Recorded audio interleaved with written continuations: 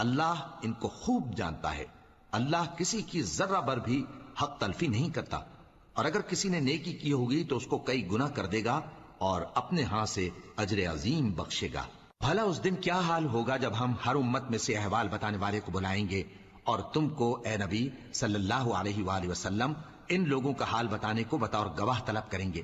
اس روز کافر اور پیغمبر کے نافرمان آرزو کریں گے کہ کاش ان کو دھسا کر زمین برابر کر دی جاتی، اور وہ اللہ سے کوئی بات چھپا نہیں سکیں گے۔ مومنو، جب تم نشے کی حالت میں ہو تو جب تک ان الفاظ کو جو منہ سے کہو سمجھنے نہ لگو، نماز کے پاس نہ جاؤ، اور جنابت کی حالت میں بھی نماز کے پاس نہ جاؤ یہاں تک کہ غسل کر لو۔ ہاں، اگر بحالت سفر رستے چلے جا رہے ہو اور پانی نہ ملنے کے سبب غسل نہ کر سکو تو تیمم کر کے نماز پڑھ لو، اور اگر تم بیمار ہو یا سفر میں ہو یا کوئی تم میں سے بیت الخلا سے ہو کر آیا ہو یا تم نے عورتوں سے